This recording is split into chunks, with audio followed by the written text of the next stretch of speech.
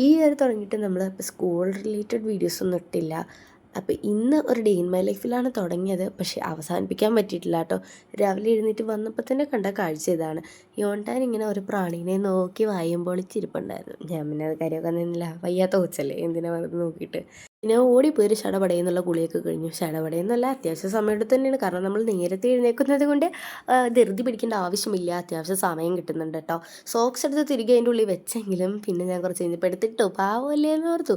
എന്നിട്ട് ഞാൻ പിന്നെ പോയി ലഞ്ച് എടുത്ത് വെച്ചു. അത് കഴിഞ്ഞിട്ട് വേണം നമ്മുടെ മെയിൻ കോഴ്സായിട്ടുള്ള ബ്രേക്ക്ഫാസ്റ്റ് കഴിക്കുന്നതിലോട്ട് കിടക്കാൻ. എനിക്ക് ഇഷ്ടപ്പെട്ട ബ്രേക്ക്ഫാസ്റ്റ് ആയിരുന്നു പുട്ടും പഴവും. ഞാൻ സത്യം പറഞ്ഞിട്ട് എനിക്ക് ഭയങ്കര ഇഷ്ടമാണ്. എനിക്കിത് കഴിച്ച് പോയി കഴിഞ്ഞാൽ ഭയങ്കര എനർജിയാണ്. മെയിൻ കോഴ്സ് കഴിഞ്ഞതിന് ശേഷം ലിപ് ബാം ഇട്ടു. കാരണം എനിക്ക് സ്കൂളിൽ ചെന്നിട്ട് ഇത് നല്ലവണ്ണം കഴിക്കാനുള്ളതാണ്, അതുകൊണ്ട് കുറച്ച് അധികം ഇട്ടു.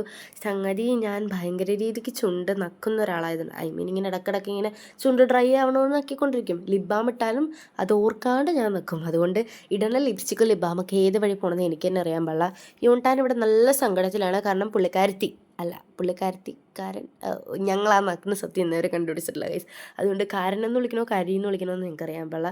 എനിവേ യോൺടാൻ ഒറ്റക്കായിരിക്കും, അതിൻ്റെ സങ്കടം യോൺടാൻ്റെ നല്ല വന്നുണ്ട്.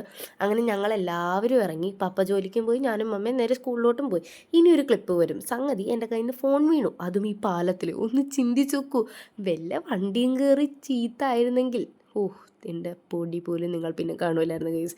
പക്ഷേ എന്നാലും എന്താ, ഒരു നല്ല ക്ലിപ്പ് കിട്ടിയില്ലേ എന്ന് കരുതി ആരും കൊണ്ടേ പാലത്തിൽ കൊണ്ടേ ഫോൺ ഇടണം എന്നല്ല ഞാൻ പറയുന്നത്.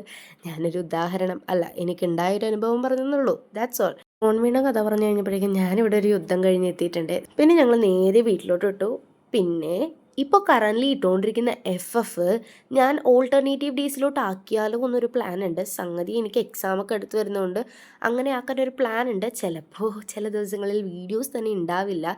എനിവേ എന്ത് അപ്ഡേറ്റ് ഉണ്ടെങ്കിലും ഞാൻ പറയാം. അപ്പോൾ ഇന്നത്തേക്ക് എത്തുള്ളൂ. ബൈ.